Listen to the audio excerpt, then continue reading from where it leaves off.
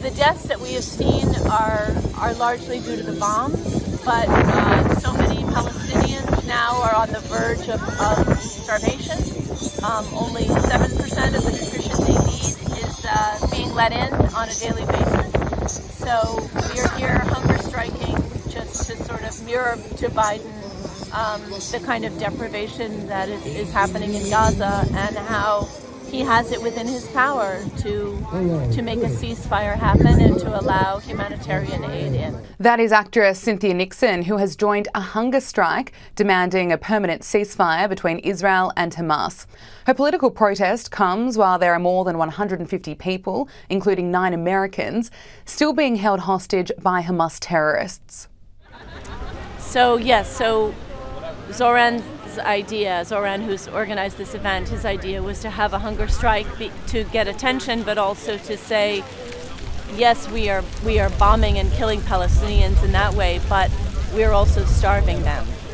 7% of the nutrition that's needed for a population of 2 million people has been allowed into Gaza, and so certainly many people are dying from bombs, but so many people in Gaza are on the precipice of starvation, and so that's why we're having a hunger strike to reflect the horror of that.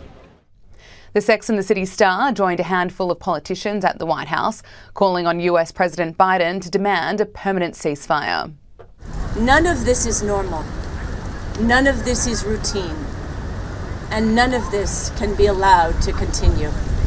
Cynthia Nixon noted that she's the mother of 2 Jewish children whose grandparents are Holocaust survivors, and she referred to the number of civilians that have been killed in Gaza.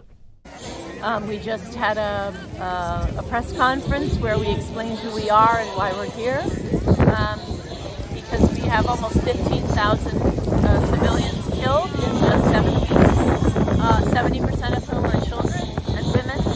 And to put that in some kind of perspective, that's more civilians than were killed in 20 years of war in Afghanistan by the US and US allies. The actress has drawn support and criticism on social media. Some have described her as an inspiration. Thank you for your hunger strike action to demand ceasefire now, Cynthia. You are an inspiration. But others have taken aim at the actress for failing to acknowledge the horrific assault on Israel by Hamas. One user posted on X, Cynthia Nixon, in light of your silence regarding the atrocities committed by Hamas terrorists on October 7, especially rape crimes against women and young girls, it's obvious that you were just another anti-Semite. On October 6, there was no war and no bloodshed.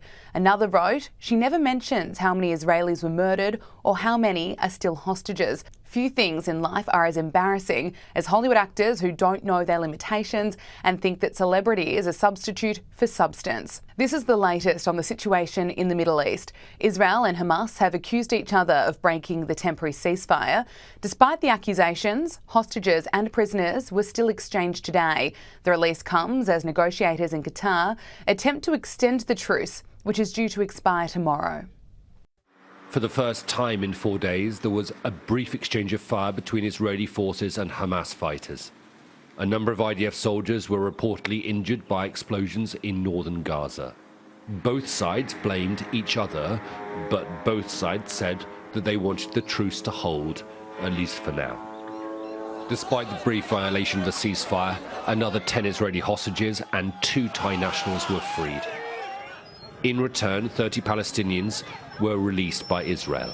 As has been the case every night, they came out to scenes of celebration and the green flags of Hamas waved defiantly in the West Bank.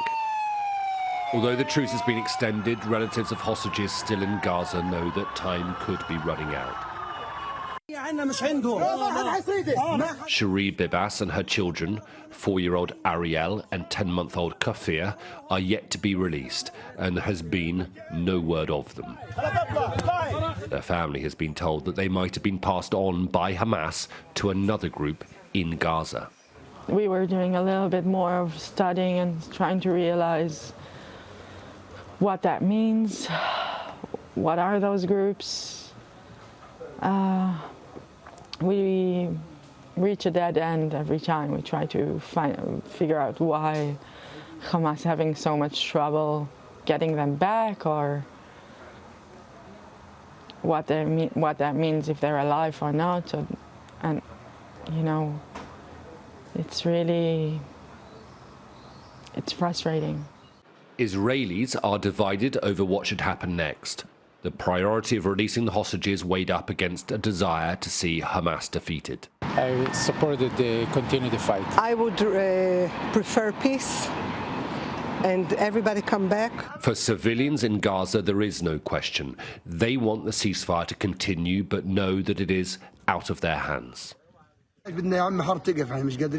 goodness, now we're in a truce, and hopefully the truce will be the long one. To be honest with you, Gaza's become uninhabitable. It is not in our hand to stop the war. Our children cannot sleep because they are scared at night. Look at the small children. They have no clothes or anything. 85-year-old Yafa Ada, the oldest hostage taken, today left hospital after she was released on Friday. And Ruti Munda, who was also released that day along with her daughter and grandson, spoke about her time in Gaza. The girls would sometimes cry. It was very difficult. We slept on chairs, without a mattress. We covered ourselves with a sheet. That's all we had. More vital humanitarian aid has gone into Gaza today.